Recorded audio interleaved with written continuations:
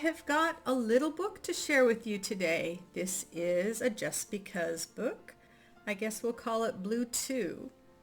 And books start off in one direction and then they go in another one. And often what happens with me is I will pick up a piece of material, I'll fold it in half, and I'll think, this might make a good page, or this might make a good cover.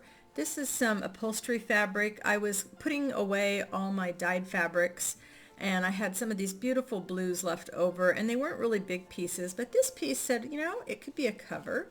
So then I just need to find a few pages to go inside, and that's what I did. Is I just was cleaning off my desk, found pages that I liked, and just decided to play with them in a book, because that's all a Just Because book is it's just doing something because it makes you happy.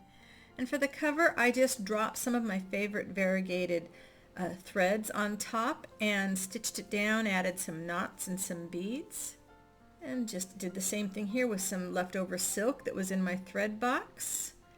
Played with some more beads. Just 3 pages in this one. A book doesn't have to have a certain number of pages. A Just Because book especially doesn't need to have anything in particular. And I just was feeling sort of stormy, like the froth of the waves. Some of my little clusters. And the 3rd page. The beads give a completely different texture than when I'm going over the front of this. There's some beads here, but I can still feel here. So I don't know, it's all about texture for me, how much I enjoy the feel of it. I love books that you can hold in the palm of your hand. I love any kind of art that we do just because it makes us happy. Have you made a Just Because book? If so, tag me please, because I'd love to go check it out.